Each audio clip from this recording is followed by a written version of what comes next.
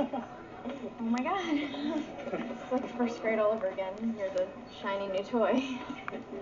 Smile. Okay. Sorry, I needed a candid for the teacher.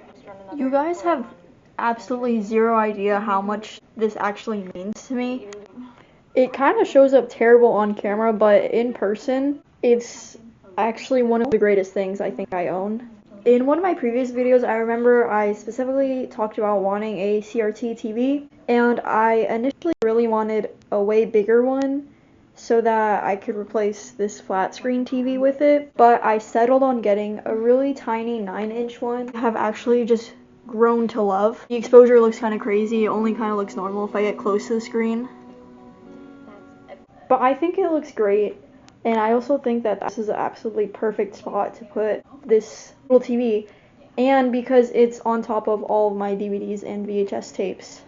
I kind of want to do a more in-depth video in the future talking about all the DVDs I have and sort of giving a tour and explaining the significance of each one, I guess. I have way more, but these are just the ones that I have here, so I have quick access to them because these are my most replayed and rewatchable movies. It feels so incredible to have this TV, but it kind of kills me knowing that I can't play any of my Blu-rays or 4K discs.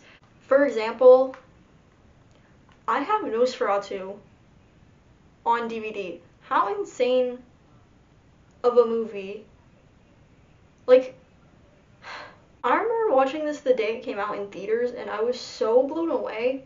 Like, I need to figure out a way of how to watch this on this, which I know I could get an external and just plug it in.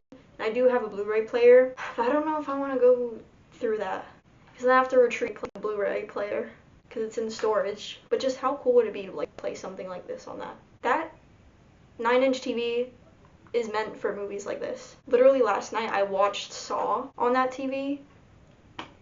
Literally so perfect. I think certain movies are meant to have that sort of grimy effect. So I wonder if you can hear the high-pitched like static on camera. I'm not 100% sure.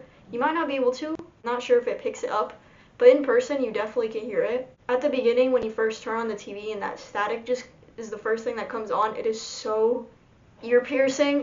Another movie that I would love to watch on that TV is Double Indemnity, which is my favorite old Hollywood movie, I think, of all time.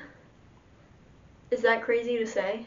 Because I also really am in love with Sunset Boulevard, Billy Wilder's Sunset Boulevard. I think that's also one of my favorite movies of all time, and a story about Sunset Boulevard. I actually got to go to the movie theater and watch a screening of it on the big screen, IMAX, for its, I think it was 75th anniversary, and that is just so special to me. That was such a special experience. My theater pretty frequently does screenings of old films, and I am always the first one in line to buy a ticket and attend those screenings. I just think watching a movie at the movie theater is so important and such a like magical experience. Okay, sorry, I got distracted and I was watching Twilight. This is the one and only Criterion film I own. It's from the Criterion collection, which I think you could see on the spine. Like, it absolutely blew me away the first time I saw it. I was engaged beginning to end, and it's just so perfect. These are both so perfect. Watch these movies, guys. I'm not necessarily sure if I'm a reputable source to be giving recommendations because I have Scream in my top 4 on Letterboxd. It's just give these a chance, okay? Oh my gosh.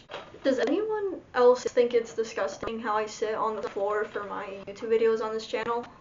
Let me know. Honestly, the only reason I do that is because I like this background for my videos and I don't have anywhere else where I can film in my room where we'll have like a nice little background. So I sit on the floor and film here because it's like, you could see like, you could see the TV, my DVDs, and like my cute chair.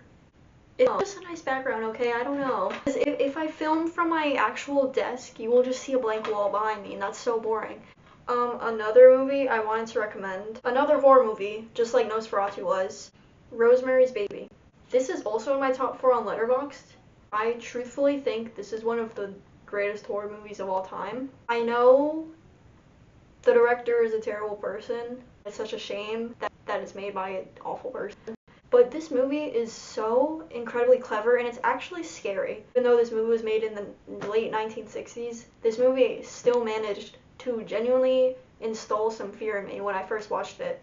Because it's essentially a movie about control, and specifically control of women, because Rosemary is going through pregnancy and everyone around her kind of manipulates her about what to think, even though she knows there's something wrong with her in her pregnancy, which I think is so terrifying. The manipulation tactics that every character uses in this movie, genuinely horrifying, knowing that everyone around you has been deceitful the entire time, especially when it's related to something as crazy as her baby, hence the title Rosemary's Baby. And also because this movie deals with a lot of stuff about cults, which I also really find really terrifying. They put all of my fears into a movie.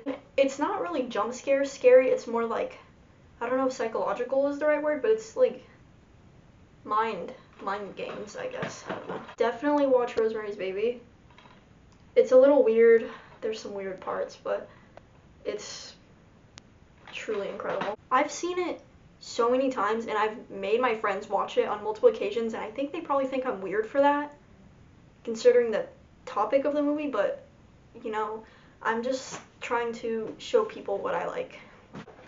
Another classic, The Shining. Okay, I'm not necessarily saying that these movies I'm recommending or talking about are like niche, because they're all incredibly popular. I mean, they're popular for a reason, but I know a lot of people who haven't seen these movies, and I think you guys should get on that. And I think The Shining might honestly be a good place to start. It is kind of slow for some people, I guess, but I think the ending and the final moments where Jack really snaps and goes crazy on Wendy and his son, and it makes you go, what the I think all of that craziness towards the end of the movie is definitely payoff for the semi-dragged on beginning and setup, but it still manages to actually scare me, which is so rare to find. I feel like every movie that comes out now, modern horror films, they never scare me. I'm never like, I think the only modern horror film that actually kind of scared me was Hereditary, but again, it had stuff about like cults.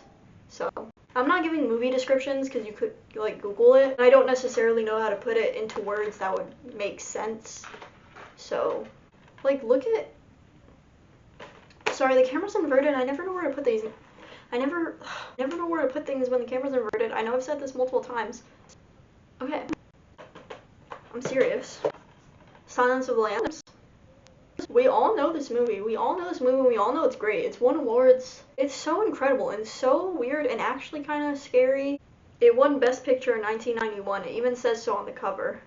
And look at how cool the disc is. How well can you see it? It might be reflecting a little weird, but it's like the moth that's on the cover. I appreciate when a movie has a cool disc. Like look at Rosemary's Baby. So boring. This is literally just a solid color with the movie title. Solid color, so boring. The Thing, again, we all know this is a great movie. We all know. Kind of like an imposter game. A bunch of these guys trying to figure out, oh, who's the monster? Because it like shifts and can take forms of like different people or things. Considering it's winter right now, this is a perfect winter horror movie set in the cold and snow. Therefore, now is the season to watch this before it becomes summer. I really love movies. I've talked about this before. I think in my camera video, I literally talked about how I want to be a director. I mean, I am one. I've made films before. I've made short films, but like movies are my life. Without movies, I genuinely don't know what I would be doing because they've all had such an influence on me and movies out there. They've had a huge impact on me in my life, and I think like without movies, like where would we be? It kind of like bugs me when people are like, oh, you shouldn't major in a hobby. Don't major in a hobby in college. But what do you do when you go home every day after your 9 to 5? You read a book. You watch your favorite TV show. You watch a movie. We all consume the arts, and I think the arts is extremely necessary, but I digress.